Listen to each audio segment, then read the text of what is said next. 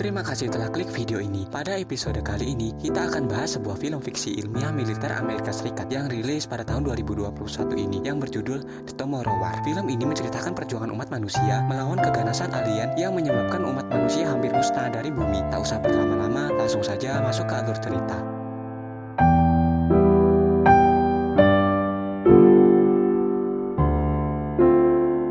Di awal film, kita diperlihatkan sebuah acara pesta Natal yang diadakan di rumah Forrester. Forrester yang terburu-buru ingin menyelesaikan tahapan rekrutmen terakhirnya untuk bisa bekerja di lab penelitian militer Angkatan Darat Amerika Serikat. Ia pun langsung segera ingin pergi. Namun, ia mendapatkan telepon bahwa lab penelitian militer Angkatan Darat Amerika Serikat telah menemukan orang yang cocok untuk mengisi lowongan tersebut. Lalu Forrester kecewa dan masuk kembali ke rumahnya. Forrester yang kecewa, ia pun menonton acara final Piala Dunia yang ditemani oleh putrinya yang bernama Muri dan juga istrinya. Di tengah pertandingan final Piala Dunia, tiba-tiba muncul sebuah portal di tengah lapangan. Dan tak lama kemudian keluar pasukan militer yang dipimpin oleh seorang wanita bernama Letnan Hart dari portal tersebut yang memberitahukan bahwa mereka datang 30 tahun dari masa depan. Letnan Hart memberitahu bahwa di masa depan umat manusia diambang kemusnahan dikarenakan akan adanya pertempuran melawan alien yang sangat ganas. Ia meminta tolong umat manusia pada masa ini untuk ikut berperang melawan alien tersebut di masa depan. Setelah mengetahui informasi tersebut, semua negara membangun fasilitas teleportasi untuk bisa mengirim pasukan-pasukan militer ke masa depan untuk memerangi alien yang mereka beri nama Landak Putih. Tetapi pasukan-pasukan militer yang dikirim ke masa depan hanya segelintir yang selamat dalam berperang melawan Landak Putih ini. Dikarenakan kurangnya pasukan militer yang dikirim ke masa depan, akhirnya petinggi-petinggi dunia sepakat untuk merekrut warga sipil untuk ikut berperang dalam melawan alien Landak Putih ini.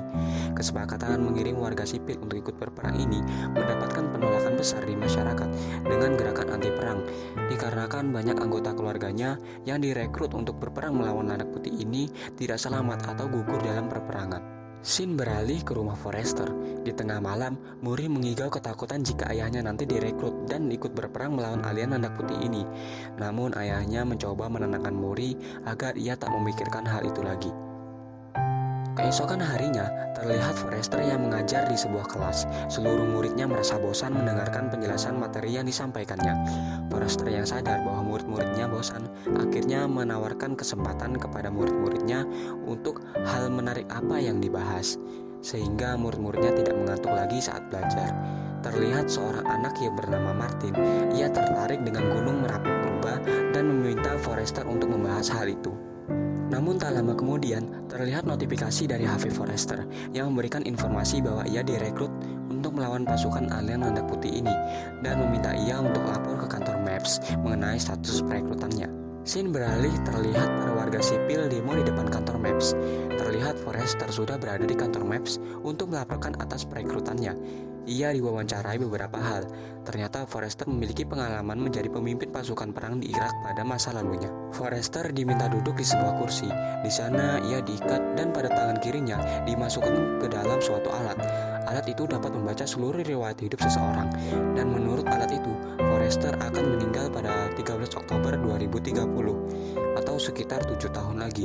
Forrester yang panik mengetahui informasi itu, ia menanyakan sebab kematiannya. Namun ia tak mendapatkan jawaban apapun. Tak lama kemudian, tangan kirinya dipasangkan sebuah alat yang akan membantu proses teleportasinya ke masa depan. Ia diberitahu bahwa jika merusak alat yang terpasang di tangannya, maka ia akan dipenjara. Forrester diberitahu bahwa dalam 24 jam kemudian, ia akan dilatih. Scene beralih di suatu tempat, memperlihatkan istri Forrester sedang mengobrol dengan para veteran-veteran yang selamat dan berhasil pulang dalam melawan alien Landak Putih ini. Tak lama kemudian, Forrester menghampiri istrinya dan memberitahu bahwa ia direkrut oleh pemerintah untuk melawan alien Landak Putih. Istrinya yang panik, takut jika Forrester tidak selamat dalam pertempuran ini. Ia meminta Forrester untuk melarikan diri dengan melepas alat teleportasi yang telah terpasang di lengan tangan kirinya. Forrester segera menuruti permintaan istrinya. Ia langsung bergegas datang di suatu tempat di mana ia bertemu seorang kakek-kakek yang ternyata itu adalah ayah kandung Forrester sendiri. Ayah Forrester atau bisa kita sebut kakek Muri ini adalah seorang master di bidang teknik. Forrester meminta ayahnya untuk melepaskan alat yang terpasang di tangannya. Namun karena ayah Forrester yang sudah lama tak bertemu anaknya karena ada masalah pada masa lalunya, ia mencurigai anaknya bahwa ia sedang memata-matainya karena ayahnya ini adalah seorang penentang pemerintahan Amerika Serikat. Forrester yang marah karena perlakuan ayahnya yang tidak baik kepada dia, ia pun pulang begitu saja tanpa berhasil melepas alat yang melekat di lengannya. Istrinya yang tahu bahwa Forrester Forester tetap berangkat ke medan perang, ia menyuruh Forester untuk memberitahu putrinya. Terlihat Muri yang sedang bermain di halaman. Forester yang menghampiri Muri dan memberitahu bahwa ia direkrut dan akan pergi sekitar 1 minggu untuk penugasan peperangan melawan alien Anak Putih. Muri yang tahu itu seketika langsung bersedih, tapi ayahnya mengatakan bahwa ia berjanji akan kembali dengan selamat. Scene beralih di suatu tempat. Di sana para warga sipil yang telah mendapatkan kontrak untuk ikut berperang melawan alien Anak Putih dikumpulkan. Di sana mereka diarahkan dan diberitahu tentang cara melawan alien Anak Putih. Mereka dibagi menjadi 2 tim, yaitu D-Forge dan Air-Forge. Divisi Air-Forge ini bertugas menjadi tim riset. Terlihat Forester yang melihat alat di lengannya, ia menjadi tim Air-Forge. Dan terlihat teman di sebelahnya yang bernama Charlie juga ditugaskan di bagian itu. Terlihat seseorang pria yang berada di belakang barisan mereka. Pria yang berkaos pink itu bernama Dorian. Ia seorang yang berhasil selamat dalam peperangan melawan alien Anak Putih. Namun ia tetap ikut dalam peperangan ketiganya ini. Di suatu ruangan, terlihat Forester sedang mengobrol dengan Charlie. Charlie bercerita bahwa istrinya dulu direkrut oleh pemerintahan Amerika Serikat untuk ikut berperang melawan alien Anak Putih ini. Namun istri Charlie tidak selamat. Tak lama kemudian tiba-tiba alarm di ruangan tersebut berbunyi. Lieutenant Hart memberitahu bahwa lab riset terakhir diserang oleh alien Anak Putih.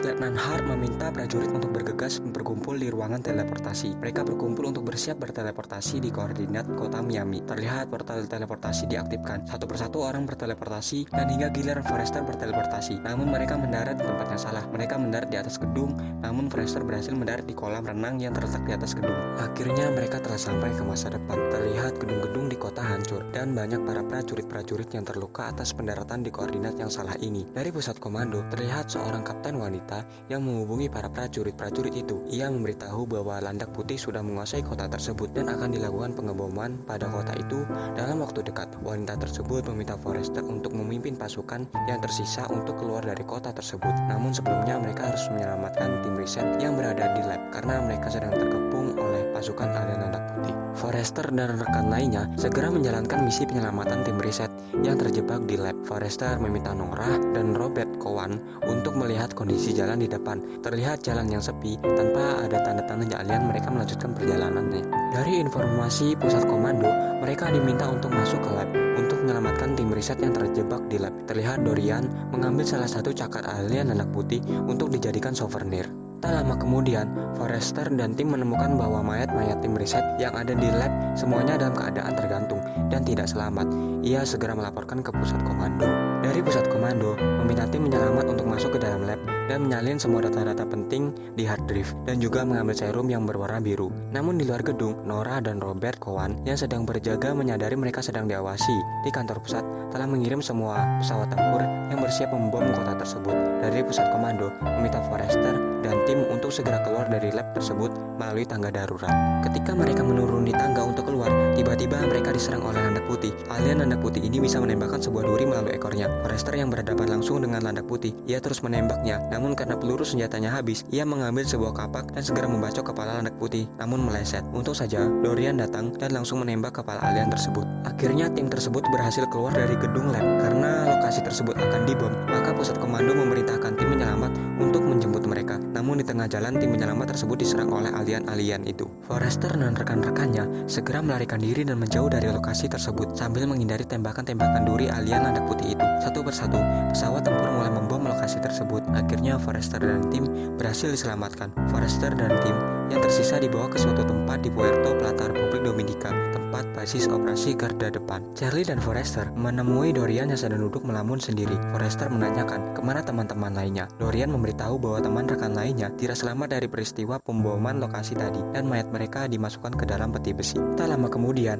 Forester dipanggil untuk menemui pusat komando. Ia bertemu dengan wanita yang memberi tugas pada misi sebelumnya dan ternyata wanita tersebut adalah anaknya sendiri, yaitu Muri yang telah beranjak dewasa. Mereka akhirnya mengobrol. Forester mengira anaknya akan masuk di bidang sains dan Muri menjawab bahwa ia adalah pemimpin dari Air Force, yaitu program riset, dan Muri memiliki gelar doktor bioteknologi dengan spesialisasi genom dan imunologi. Muri akhirnya mengajak Forester untuk menangkap alien Landak Putih yang berjenis kelamin betina, sedangkan yang ia lawan di kota Miami tadi berjenis kelamin jantan. Anak putih betina ini sangat dilindungi oleh sang jantan untuk keberlangsungan perkembangbiakan mereka. Muri telah menciptakan toksin untuk membunuh mereka, namun toksin tersebut hanya mampu membunuh alien landak putih jantan saja, sedangkan landak putih betina dapat bertahan dari toksin tersebut. Akhirnya Muri mengajak ayahnya untuk ikut dalam misi menangkap landak putih betina untuk bahan riset pengembangan toksin pemusnah alien tersebut. Mereka pun berangkat menggunakan helikopter menuju lokasi penangkapan landak putih betina yang telah berhasil diikat. Karena landak putih betina ini bersarang di bawah tanah, mereka mengalami kesulitan untuk menangkap landak putih betina ini, dan akhirnya Muri membantu dalam penangkapan ini. Terlihat landak putih betina ini menyerang para prajurit dan memojokkan Muri. Melihat putrinya terpojok, Forrester segera masuk ke dalam lubang untuk membantu penangkapan landak putih betina ini. Dengan sekuat tenaga dan kerjasama tim, akhirnya mereka berhasil memasukkan sang betina ke dalam perangkap. Dengan segera sang betina langsung dibawa menggunakan helikopter. Namun terlihat sang landak putih jantan langsung menyerang karena mengetahui sang betina telah ditangkap. Muri dan Forrester masuk ke dalam mobil sambil menembaki para landak putih yang mencoba mengejar mereka. Mereka akhirnya berhasil menghindari kejaran para alien landak putih hingga sampai di pesisir pantai. Tak lama kemudian Forrester menanyakan tentang kematiannya kepada putrinya Muri. Muri menceritakan semuanya dengan jujur kepada ayahnya bahwa di saat Muri berusia 14 tahun, ayahnya bercerai dengan ibunya, dan pada saat Muri berusia 16 tahun, ia mendapatkan kabar dari rumah sakit bahwa ayahnya mengalami kecelakaan mobil hingga membuat ayahnya meninggal. Muri meminta ayahnya untuk memperbaiki masa lalunya hingga hal itu tidak terjadi pada masa depan, karena Muri ingin selalu bersama keluarganya. Scene beralih ke suatu tempat, memperlihatkan lab penelitian di tengah laut yang dikelilingi oleh tembok-tembok tinggi. Tempat itu bernama Deep Swell 9. Tempat itulah Muri meneliti untuk menciptakan toksin yang bisa membunuh alien landak putih betina. Ribuan kali percobaan gagal, namun Muri tetap mencobanya. Forrester yang ingin membantu anaknya untuk menyelesaikan penelitian toksinnya, namun Muri menjawab bahwa ayahnya dapat membantunya untuk menyelesaikan peperangan ini dengan cara jika ditemukannya toksin yang dapat membunuh alien landak putih betina. Muri berharap toksin itu dibawa ke masa lalu dan diproduksi sebanyak-banyaknya untuk mencegah peperangan terhadap alien landak putih ini. Tak lama kemudian terdapat notifikasi bahwa ditemukannya toksin dengan ikatan 100% cocok untuk membunuh alien landak putih betina. Toksin itu berkode R7. Namun tak lama alien landak putih betina yang dibius sudah mulai sadar dan ia mulai memanggil pasukan alien landak putih jantan. Seketika para landak putih jantan langsung menyerang pangkalan lab Deep Swell 9 itu. Ribuan landak putih menyerang dan menghancurkan lab itu karena sifat landak putih jantan ini sangat overprotective untuk melindungi indukan landak putih betina. Forrester dan anaknya segera membawa toksin itu untuk bisa dibawa ke masa lalu untuk diproduksi massal. Mereka segera menuju ke Jumpling. Jumpling adalah pusat mesin untuk melakukan teleportasi antar waktu. Forrester dan Muri diserang beberapa alien landak putih. Mereka mencoba untuk tetap bertahan dengan cara menembaki alien tersebut. Namun malangnya Muri tertembak duri oleh alien tersebut mengenai perutnya. Waktu tinggal 3 menit lagi untuk melakukan teleportasi. Namun Muri yang sudah tidak berdaya karena ia mengalami rasa sakit akibat tembakan duri yang mengenai perutnya tadi. Muri memberikan toksin itu kepada ayahnya untuk ayahnya membawa toksin itu ke masa lalu untuk diproduksi massal. Alat yang ada di tangan Forrester menunjukkan waktu 57 detik lagi untuk berteleportasi. Namun tiba-tiba datang seekor alien landak putih yang menyerang mereka. Muri yang terseret alien tersebut hingga ia akan terjatuh. Namun ayahnya Forrester berhasil menggenggam tangan anaknya. Waktu menunjukkan 20 detik lagi untuk lompatan teleportasi. Tetapi Muri terlepas dari genggaman tangan ayahnya. Forrester seketika langsung melompat untuk menyelamatkan anaknya. Terlihat ratusan alien landak putih sudah bersiap menerkam Muri. Namun tiba-tiba Forrester berteleportasi karena waktu kontraknya telah habis. Scene beralih memperlihatkan Forrester yang telah kembali ke masanya. Ia terjatuh di tengah lapangan dan langsung dievakuasi oleh tim medis. Tak lama kemudian Forrester yang sadar ia menyuruh Lieutenant Hart untuk memproduksi massal toksin yang ia bawa untuk setelahnya dikirim ke masa depan dan membunuh semua alien landak putih itu. Namun Lieutenant Hart memberitahu bahwa koneksi Jumpling telah terputus sehingga tidak bisa kembali lagi ke masa depan. Forrester yang tahu itu, ia langsung kecewa. Ia di sana dijemput istrinya dan segera pulang ke rumah. Terlihat ia disambut oleh Muri yang membuat kalimat sambutan untuk ayahnya. Forrester segera memeluk Muri. Malam harinya, terlihat Forrester yang menemani anaknya yang sedang tertidur. Istrinya yang melihat itu, lalu ia menghampirinya. Forrester menceritakan semua pengalamannya bahwa ia melihat Muri menjadi seorang ilmuwan dan mereka bekerja sama untuk menemukan toksin tersebut. Namun Forrester berkata bahwa ia telah berhasil menemukan toksin itu, namun ia tak tahu bagaimana caranya ia dapat kembali ke masa depan untuk membunuh semua alien landak putih itu. Istrinya lalu mengusulkan bahwa untuk mencari pesawat alien pada masa ini dan membunuh semua alien-alien tersebut sebelum mereka bangkit dan menyerang bumi. Forrester segera menemui Dorian untuk meminta bantuannya. Namun terlihat Dorian yang telah putus asa karena ia merasa semuanya telah terlambat. Namun Forrester mengatakan bahwa ia tetap menyelamatkan putrinya walaupun bagaimana caranya ia tetap akan melakukannya. Dorian akhirnya setuju untuk membantu Forrester. Forrester bertanya, apakah Dorian masih menyimpan cakar landak putih yang dia ambil pada waktu itu? Karena cakar cakar itulah satu-satunya jejak yang tersisa. Mereka segera menghampiri Charlie. Ternyata Charlie masih selamat dalam peperangan tersebut karena Charlie ini adalah seorang ilmuwan. Ia segera meneliti cakar tersebut. Charlie menemukan abu vulkanik dari Tiongkok pada cakar tersebut dan mereka bertanya-tanya mengapa abu vulkanik Tiongkok bisa sampai ke Rusia. Akhirnya Forrester mengetahui siapa yang bisa menjelaskan hal ini. Forrester, Dorian, dan Charlie akhirnya mendatangi ke sekolahan di mana Forrester mengajar. Ia menemui seorang anak bernama Martin karena Martin sangat mengetahui tentang sejarah gunung berapi yang mengakibatkan letusan Milenum, yaitu letusan Gunung Cangbei yang terletak di perbatasan Tiongkok dan Korea yang meletus pada tahun 946 sebelum Masehi. Dari penjelasan Martin tersebut akhirnya terjawab bahwa alien-alien tersebut diperkirakan sudah sejak lama ia di bumi, namun ia terperangkap dan membeku di bagian negara Rusia karena pemanasan global yang terjadi pada masa depan mengakibatkan pesawat alien tersebut mencair dan membuat alien-alien anak putih terbangun dan berkembang. Forrester dan rekan lainnya segera meminta bantuan kepada pemerintahan Amerika Serikat untuk menemukan pesawat alien yang terpendam di es. Namun pemerintahan Amerika Serikat tersebut tak memberikan izin untuk mereka datang ke Rusia karena Forrester dan rekan-rekan lainnya tidak memiliki bukti bahwa alien tersebut ada di Rusia. Forrester teringat seseorang yang dapat membantu mereka untuk terbang ke Rusia secara ilegal. Ia segera meminta bantuan kepada ayahnya karena ayahnya ini memiliki pesawat untuk bisa mengantarkan mereka ke puncak Pulau Glacier yang berada di Rusia. Ayah Forrester mendukung dan menyetujui misi itu. Mereka segera menyiapkan segala peralatan-peralatan yang dibutuhkan. Di sini Letnan Hart dan rekannya ikut membantu dalam misi ini. Mereka membawa toksin-toksin yang telah diproduksi dengan jumlah yang sangat banyak. Segera mereka terbang menggunakan pesawat ke tempat tujuan. Setelah mereka sampai ke Pulau Glacier Rusia, mereka melanjutkan perjalanan menggunakan jet ski salju untuk mencari pesawat alien yang membeku tersebut. Mereka memusatkan pencarian di daerah yang memiliki keanehan seperti retakan, panas, atau gelombang magnet. Mereka pun segera menjelajahi semua permukaan Glacier untuk menemukan bangkai pesawat alien tersebut. Setelah lama menjelajahi Glacier, mereka menemukan keanehan berupa medan magnet yang sangat kuat pada daerah tersebut. Mereka memprediksi bahwa pesawat alien tersebut berada di bongkahan es di depannya. Mereka segera meledakkan bongkahan es tersebut. Setelah proses peledakan, mereka segera menjelajahi bongkahan es tersebut dan ternyata prediksi mereka benar. Mereka menemukan pesawat alien tersebut membeku di bawah es. Forrester memiliki rencana untuk masuk ke dalam pesawat tersebut, sedangkan Charlie dan ayah Forrester menjaga di luar untuk memastikan tidak ada alien yang keluar dari pesawat tersebut. Forrester, Letnan Hart, Dorian, dan rekan tim lainnya mulai masuk dan menjelajahi pesawat tersebut. Tak lama mereka menemukan sebuah ruangan yang terdapat puluhan koloni landak putih betina yang tertidur. Segera Forrester dan tim menyuntikkan toksin itu kepada alien landak putih betina. Toksin-toksin tersebut bereaksi kepada landak putih betina. Terlihat landak putih itu seketika mati. Namun akibat reaksi toksin itu, alien mengeluarkan suara yang gemuruh, mengakibatkan koloni lain bangun. Forrester dan tim segera menyuntikkan toksin tersebut. Namun ia terlambat karena alien landak putih sudah terbangun. Beberapa ekor alien landak putih berhasil keluar dari pesawat tersebut, namun dihadang dan dibunuh oleh ayah Forrester.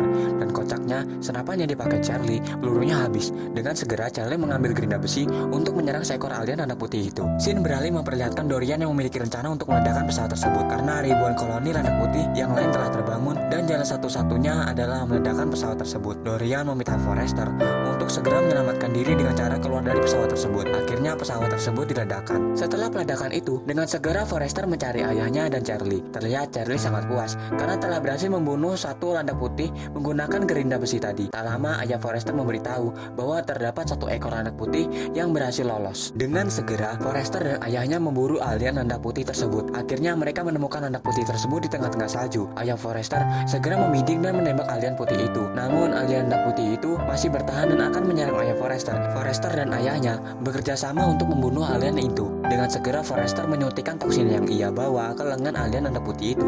Alien landak putih pun kembali menyerang mereka dengan brutal. Terlihat Forrester yang terpojok karena di belakangnya ada jurang. Forrester menerkam dan menyayatkan cakar pemberian Dorian yang ia bawa dan segera menyuntikkan toksin yang tersisa. Terlihat alien landak putih itu langsung terinfeksi toksin itu.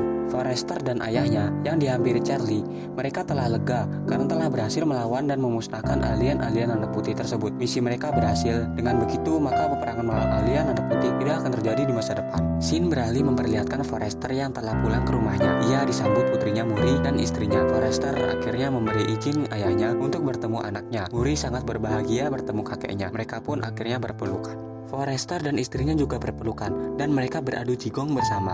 Forrester berjanji tidak akan meninggalkan keluarganya karena keluarganya adalah masa depan terbaik bagi dia. Dengan ini, berakhirlah seluruh alur cerita film The Tomorrow War ini. Terima kasih telah menonton. Jangan lupa tinggalkan jejak dengan cara like, komen, dan subscribe channel ini. See you next time.